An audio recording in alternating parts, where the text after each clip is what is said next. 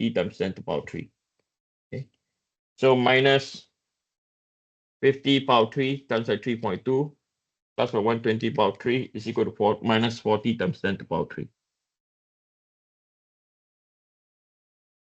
So we realize that from point A, from 80, it's going to come down, okay, to minus 40. Right? So it's going to come down to minus 40 times 10 to the power 3. Okay.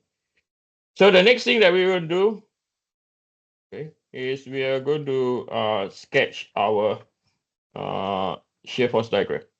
Okay. Sorry, our bending moment equation. Again, we are going to take the moment at this point over here. Okay. We're going to take the moment at this point over there. So from here, we are going to have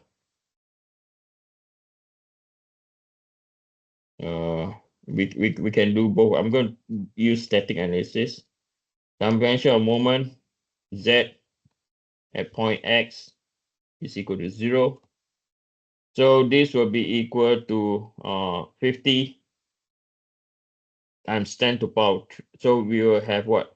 You have the 50 times 10 to the power 3 is going in the same direction. So 50, sorry, not same direction, anti-clockwise, times 10 to the power 3 multiplied by x over 2. Okay. And then you have the 120 going in a clockwise direction. So minus by 120. Let me change this into this format. Then I can write better. I'll do it again. Okay. So we have dimension of moment z. Then you will have minus positive, sorry, 50 times 10 to the power 3 x multiplied by x over 2. Right. Then plus, sorry, minus the 120 is going in a clockwise direction. And the distance is x minus by 0.8. Okay. And then you have plus m as a function of x.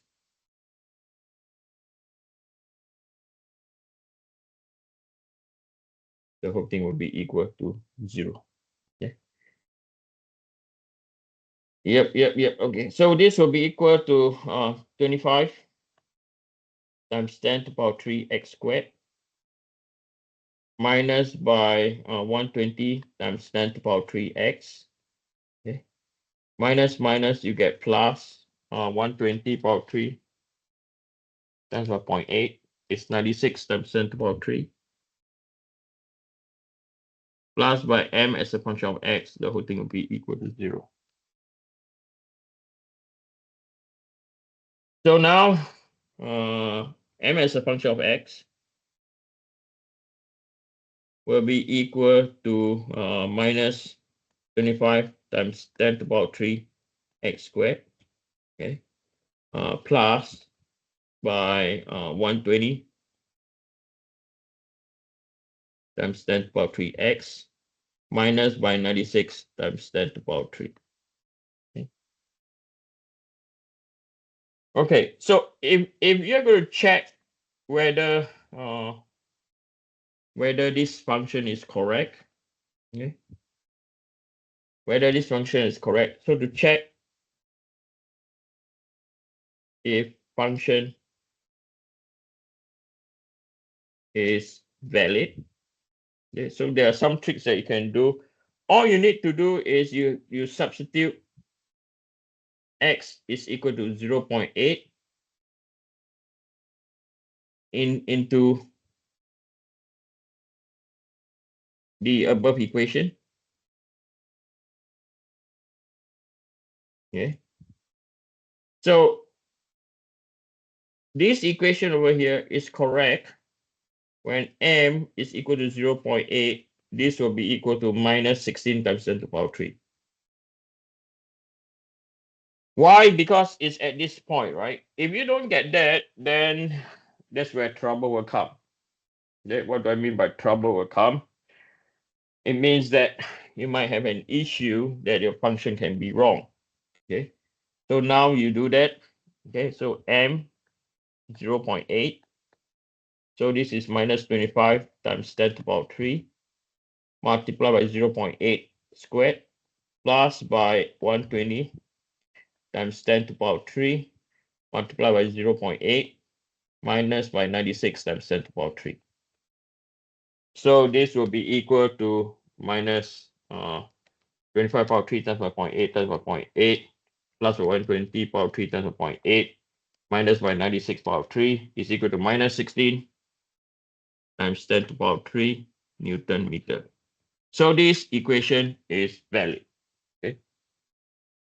Now, by looking at that function over there, right? We know that it is going to be set phase because the highest order is what? The highest order is negative. Okay. So this thing can look both ways. Okay. This thing can look two things both ways. Okay. You know that it's going to be set phase. So one way that it could look like set phase is it could look like that. This is set phase, right? Or, right? Or it could do this. Right? Both are set phase. Which one is correct? We don't know yet.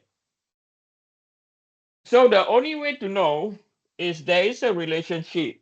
Okay, this relationship states that when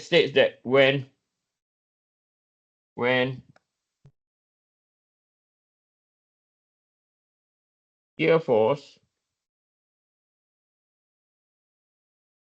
is equal to 0, right? There is a possibility, okay, that bending moment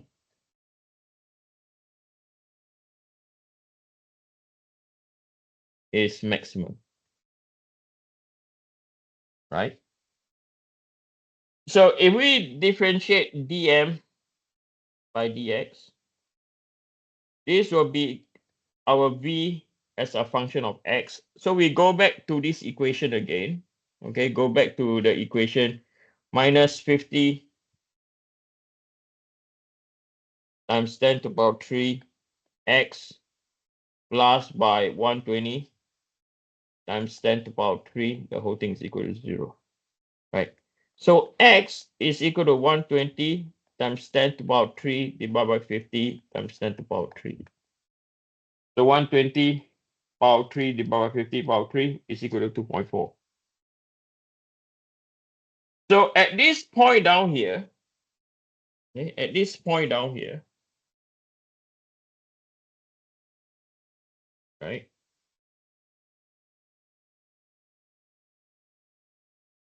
This point will be our 2.4, okay? Based on what we calculate, okay, based on what we calculate, Vx is equal to 0 is 2.4. So I'm going to sketch another line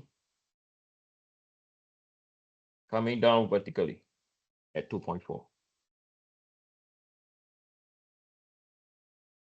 Okay, at 2.4, right? So now we know that this is not the correct relationship. This is wrong, right? This is wrong, right? This is wrong. Okay, wrong. I rather put the word wrong.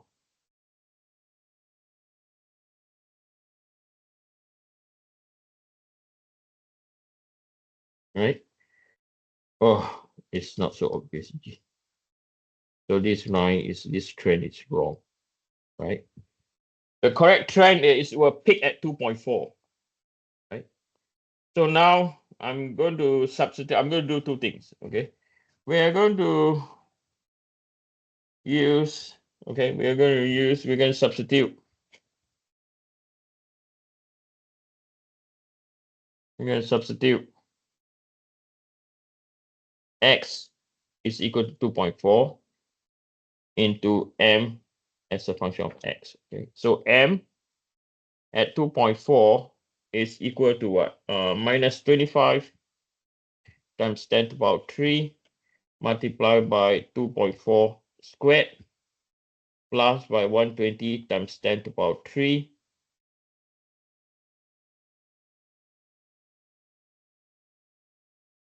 multiplied by 2.4 minus by what? 96 times 10 to the power 3. So this will be equal to minus 25 power 3 times by 2.4 times 2.4 plus 120 power 3 times 2.4 minus by 96 power 3 is equal to positive 48 times 10 to the power 3.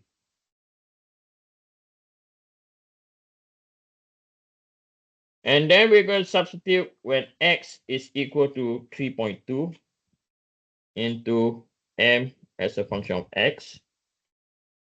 So m at 3.2 is equal to minus 25 times 10 to the power 3 multiplied by 3.2 squared plus by 120 times 10 to the power 3 multiplied by 3.2 minus by 96 times 10 to the power 3. Okay.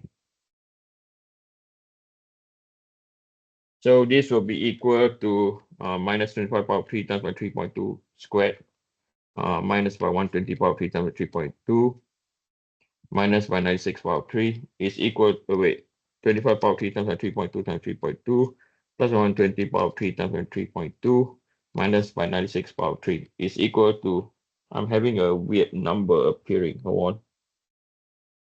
25, 3.2, 120 minus 196. Maybe I pressed my calculator wrongly.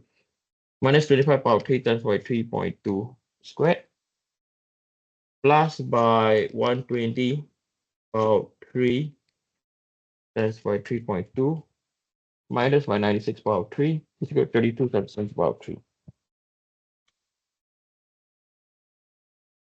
Newton meter. So what this means is we were picked at 48. Okay, we were picked at 48.